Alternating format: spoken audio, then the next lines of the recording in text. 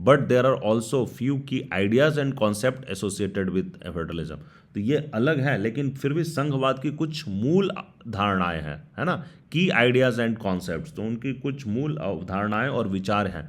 और ये अगर आप देखेंगे तो ये मोर और लेस एक सही फेडरलिज्म में ये जो की आइडियाज एंड कॉन्सेप्ट्स है इसको एग्जिस्ट करना जरूरी है।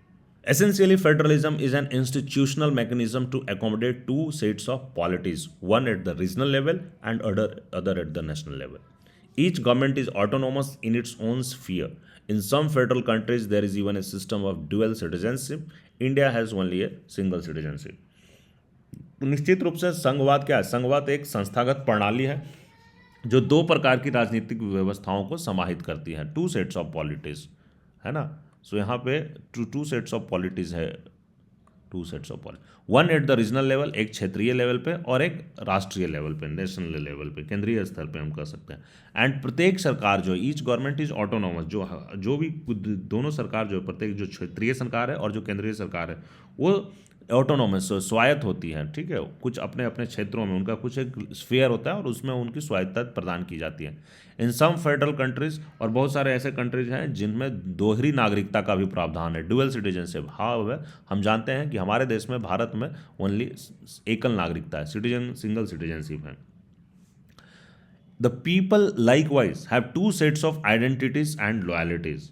तो इसमें लोगों की भी दोहरी पहचान और निष्ठाएं होती है, two sets of identities and loyalties होती है ना। So they belong to region as well as nation, वो क्षेत्र को भी बिलोंग करते हैं और राष्ट्र को भी बिलोंग करते हैं। For example, we are Gujaratis और Jharkhandis as well as Indian. तो हम कहते हैं ना कि हम गुजराती हैं या हम झारखंडी हैं, लेकिन साथ में हम भारतीय भी हैं, है ना। सो हम स्टेट वाइज भी हो सकते हैं, बट एज वेल एज हम इंडियंस भी हैं।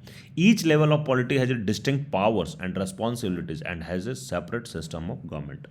तो जो हर एक स्तर की राजनीतिक व्यवस्था है उसकी कुछ विशिष्ट शक्तियां हैं, है ना, एंड जिम्मेदारियां हैं, उत्तरदायित्व है, और वहाँ की सरकार अलग होती है। सो हैज़ डिस्टिंक्ट पावर, विशिष्ट शक्तियां और उत्तरदायित्व है, और वो एक सेपरेट, है ना, अलग से एक अलग सरकार है, separate system of government. The details of this dual system of government are generally spelled out in a written constitution, which is considered to be supreme and which is also the source of power of both the sets of government. So जो ये जो dual system का government है ना, state basically regional level पे and national level पे, are generally spelled out. वो generally सामान्यतः वो कहाँ लिखा रहेगा, वो उनकी चीज़ें लिखी रहेगी रिटन संविधान, रिटन कॉन्स्टिट्यूशन में, which is considered to be supreme, और वो सुप्रीम है, वो सर्वोच्च है।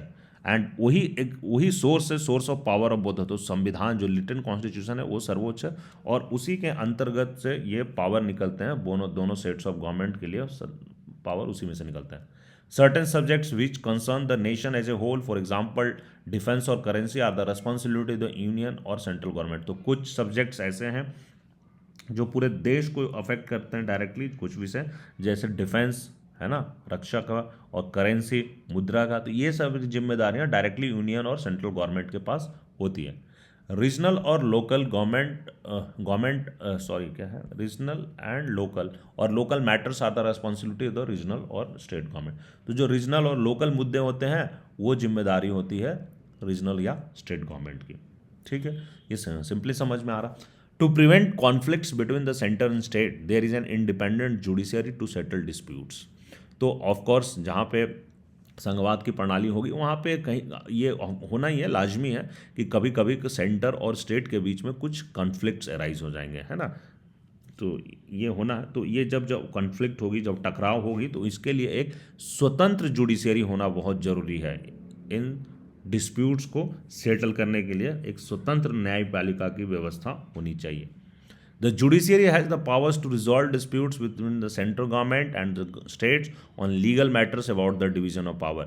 तो जो डिवीजन ऑफ पावर है, जो दोनों का शक्तियां हैं, केंद्र और राज्यों के बीच में जो शक्तियां हैं, उसका जो बंटवारा है ना, डिवीजन है, उसमें जुडिशियरी के पास ये शक्ति प्राप्त है कि इन मुद्दों पे जो केंद्र सरकार और राज्य सरकार के बीच में जो लीगल इश्यूज चलते हैं उसके ऊपर रिजॉल्व करने का शक्ति हमारी न्यायपालिका को है। In a federal government, judiciary must have. So the real politics, culture, ideology and history determine the actual working of federation. तो संघवाद के वास्तविक कामकाज का निर्धारण राजनीति, संस्कृति और जो आइडियोलॉजी है, विचारधारा और इतिहास की वास्तविकताओं से होता है। राजनीति, संस्कृति, विचारधारा और इतिहास। So culture of trust, cooperation, mutual respect and restraint helps federalism to function smoothly. तो क्या होना चाहिए, एक वहाँ पे एक संस्कृति होनी चाहिए, कैसी होनी चाहिए, विश्वास की होनी चाहिए, कल्चर ऑफ ट्रस्ट होना चाहिए, कॉपरेशन की होनी चाहिए, सहयोग होना चाहिए, म्यूचुअल रिस्पेक्ट होना चाहिए, है ना, एक दूसरे का सम्मान होना चाहिए, एंड रिस्ट्रेंट होना चाहिए, संयम होना चाहिए। तो ये एक फेडरेशन को स्मूथली काम करने में मदद करती है।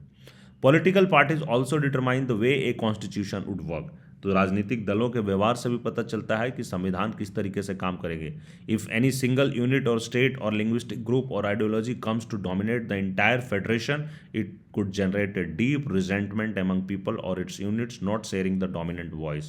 तो अगर कोई एक यूनिट है, कोई एक इकाई है, या कोई एक राज्य है, या कोई एक लिंग्विस्टिक ग्रुप है ना, कोई एक भाषा का ग्रुप है, और क्या कोई एक विचारधारा, आइडियोलॉजी है, अगर वो आ जाता है, वो पूरे फेडरेशन पे, पूरे फेडरेशन के ऊपर, पूरे संघ के ऊपर अगर वो डोमिनेट करने लगता है अपने आप को, तो ये एक बेसिकली जो लोग उस विचारधारा से नहीं है, जो डोमिनेंट ग्रुप से नहीं है, डोमिनेंट यूनिट या डोमिनेंट स्टेट या डोमिनेंट लिंग्विस्टिक ग्रुप या उस डोमिनेंट आइडियोलॉजी के साथ जो नहीं है, उन लोगों के मन में एक रिजेंटमेंट आने लगता है, एक विरोध आने लगता है, जो इस विचारधारा के साथ सहमत नहीं है। तो ये होता है। And this situations could lead to demands for secession by the aggrieved units और could even result in civil wars. तो ऐसे में क्या होगा कि जो नाराज इकाइयाँ हैं वो अपने अलग उठाने की मांग करने लगेगी, सेसेशन की मांग करने लगेगी, सिविल वॉर्स हो सकते हैं ऐसे में वहाँ पे।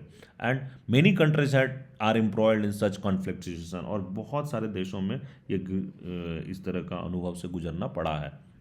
आप आए दिन न्यूज़ में देखेंगे, बहुत सारे डेवलपिंग कंट्रीज में सिविल वॉर, गृह युद्ध चलता रहता है। नेक्स्ट जो हमें पढ़ाया जाएगा, तो नेक्स्ट इसमें जो है वो है इंडियन कॉन्स्टिट्यूशन में फेडरलिज्म क्या है, फेडरलिज्म इन इंडियन कॉन्स्टिट्यूशन, भारतीय संविधान में संघवाद। तो हम उसके बारे में पढ़ेंगे कि भारतीय संविधान में संघवाद कैसे। So even before independence, most leaders of our national movement were aware that to govern a large countries like ours, it would be necessary to divide the powers between provinces and central government। तो आज़ादी के पहले भी जो most of the leader थे, हमारे जो राष्ट्रीय नेशनल मूवमेंट के जो लीडर्स थे, वो अवेयर थे कि इतनी बड़ी कंट्री को रन करने के लिए, गवर्न करने के लिए, इट वुड बी नेसेसरी, कि एक ज़रूरत होगी कि जो पावर्स को प्रोविंसेस, प्रांतों और केंद्र की सरकार के बीच में बांटने की ज़रूरत होगी। देयर वॉज ऑल्सो अवेयरनेस, उनको यो भी जागरूक, इसके बारे में भी उनकी जागरूकता थी, that Indian society had regional diversity and linguistic diversity. तो जो भारत का जो समाज है वो रीजनल डाइवर्सिटी है ना, क्षेत्रीय विविधताओं में और भाषा के आधार पर विविधताओं में, लिंग्विस्टिक डाइवर्सिटी में बटे हुए हैं। दिस डाइवर्सिटी नीड्स रिकॉग्निशन, और इसको रिकॉग्निशन, इसको मान्यता देने की आवश्यकता है। So people of different regions and languages had to share power in each region. People of that region should govern themselves. तो हर एक जो क्षेत्र के और रीजन के और हर एक लैंग्वेज के जो लोग थे, उनको पावर चाहिए होगी अपने अपने क्षेत्रों में, तो उन सबको गवर्न करने के लिए उनको पावर देने की ज़रूरत है। And this was only logical if we wanted a democratic government. और अगर आप देखिएगा, अगर आप समझना चाहेंगे कि एक लोकतांत्रिक सरकार हमें चाहिए थी, तो ये एक लॉजिकल कंक्लूजन भी है, ऐसा होना भी चाहिए। The only question was that should be the extent of powers to be enjoyed by the regional government, है ना। तो जो मुख्य प्रश्न यही था, ये क्लियर था, कॉन्सेप्ट क्लियर था कि फेडरलिज्म होना चाहिए और प्रांतों के, राज्यों के पास भी पावर होना चाहिए। बट क्वेश्चन ये था कि what should be the extent, ये पावर का जो एक्सटेंट है ना, सीमा है, वो कहाँ तक होना चाहिए, जो क्षेत्रीय गवर्नमेंट है उनकी। In view of the agitation of the Muslim League for greater representation to the Muslims, a compromise formula to give very large powers to the regions was discussed during the negotiation before partition. तो Muslim league के द्वारा agitation किया गया था कि Muslims को representation दिया जाए, ग्रेटर उनकी भागीदारी बढ़ाई जाए, है ना।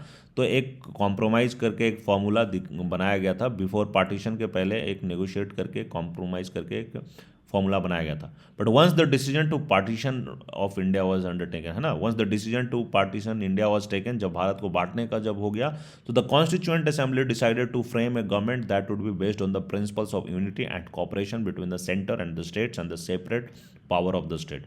तो उसके बाद जब मुस्लिम लीग की जो डिमांड थी वो पहले काफ़ी हद तक सुनी गई थी, बट जब हो ही गया कि अब मुस्लिम लीग के डिमांड के ऊपर अब जब ये फैसला ही ले लेगा कि भारत पाकिस्तान के बीच में विभाजन हो जाएगी, तो जो हमारे कॉन्स्टिट्यूएंट असेंबली के मेंबर्स थे उन्होंने डिसाइड किया कि एक ऐसा गवर्नमेंट हो, frame a government that would be based on the principle of unity and cooperation, है ना, principle of unity and cooperation के प्रिंसिपल पे बनेगा, जिसमें केंद्र, सेंटर एंड स्टेट्स के बीच में यूनिटी एंड कोऑपरेशन होगी and separate power to states, और राज्यों को सेपरेट पावर भी दिया जाएगा। So the most important feature of the federal system adopted by the Indian constitution is the principle that relations between states and the centre would be based on cooperation. तो ये सबसे important feature है जो भारत का जो federal system है, जो संघीय व्यवस्था है, उस जो हमारे संविधान में अडॉप्ट किया है, उसका सबसे इंपॉर्टेंट फीचर ये है कि ये किस पे आधारित है, it is based on the principle. कौन सा प्रिंसिपल, किस सिद्धांत पे, that relation between states and the centre, राज्य और केंद्र के बीच में जो संबंध होंगे वो कॉपरेशन के आधार पे होंगे, उनका बेसिस जो है वो एक कॉपरेशन के बीच में होगा, है ना, सहयोग पे आधारित होगा। Thus, while recognizing diversity, the Constitution emphasized unity. तो विविधताओं को मान्यता देने के साथ साथ हमारे संविधान ने एकता पे भी बल दिया है। Recognizing diversity, emphasized unity. एक आपको पता होना चाहिए कि भारत के संविधान में कहीं भी फेडरेशन वर्ड यूज नहीं किया गया है ना, भारत के संविधान में कहीं नहीं लिखा है। इनफैक्ट आर्टिकल 1 में कहता है India that is Bharat shall be union of state, है ना, India that is Bharat shall be union of states, जो भारत अर्थात इंडिया राज्यों का एक संघ होगा, यूनियन होगा। The states and territories thereof shall be specified in the first schedule. तो जो राज्य और उनके राज्य क्षेत्र होंगे वो पहली अनुसूची में विनिर्दिष्ट होंगे। तो नाउ अब आता है डिवीजन ऑफ पावर्स, है ना, शक्ति का जो विभाजन है अब वो आता है। So there are two sets of the government created by Indian constitution, one for the entire nation called union government and called union government, central government, and for the each unit or state called state government. There are two sets of government. यहाँ दो sets of government है भारत के संविधान के द्वारा बनाया गया। एक पूरे राष्ट्र के लिए सेंट्रल गवर्नमेंट या यूनियन गवर्नमेंट के नाम से जिसको हम जानते हैं, है ना, हम आए दिन इसकी बात करते रहते हैं, केंद्रीय सरकार या संघीय सरकार, and other at state level, जिसको स्टेट लेवल पे दूसरा होगा जिसको हम कहते हैं राज्य सरकार, प्रांतीय सरकार या राज्य सरकार। So both of these have a constitutional status and clearly defined area of activity. तो इन दोनों को कॉन्स्टिट्यूशनल स्टेटस प्राप्त है और इन दोनों का वेल डिफाइंड अपनी इनकी शक्तियाँ अपने पास संवैधानिक सरकारें और इनके अपने अपने कार्य क्षेत्र हैं। If there is any dispute about which powers comes under the control of union and which under state, this can be resolved by the judiciary on the basis of constitutional provision. और जब कभी ऐसा dispute होता है कि कौन सी शक्ति union के है और कौन सी शक्ति राज्यों का है, तो इसका रिजोल्यूशन किया जाता है जुडिशियरी के द्वारा, है ना, जो संवैधानिक प्रावधान है कॉन्स्टिट्यूशनल प्रोविजंस के अकॉर्डिंग जुडिशियरी, इंडिपेंडेंट जुडिशियरी फैसला लेती है। तो constitution clearly demarcate subjects which are under exclusive domain of union and those under the states. तो कॉन्स्टिट्यूशन क्लियरली डिमार्केट कर दिया है कि क्या क्या चीज़ है जो एक्सक्लूसिव डोमेन ऑफ यूनियन है, जो केंद्र सरकार के डोमेन में आता है, और क्या क्या राज्य सरकार के डोमेन में आता है। तो ये हमारे संविधान में ही वर्णित है। One of the important aspect of this division of power is that economic and financial powers are centralized in the hands of the central government by the constitution. तो जब हम इसको थोड़ा सा एनालाइज करते हैं तो हमको समझ में आता है कि जो ये पावर्स का जो शक्तियों का विभाजन हुआ है उसमें जो इकोनॉमिक एंड फाइनेंशियल पावर्स है वो जनरली सेंट्रलाइज्ड है in the hands of central government, वो केंद्र सरकार के हाथों में बांटा गया। तो the states have immense responsibilities but very meagre revenue resource. तो राज्यों का उत्तरदायित्व तो अधिक है बट उनके पास जो आय के साधन है ना वो थोड़ा लिमिटेड है, वो बहुत कम है।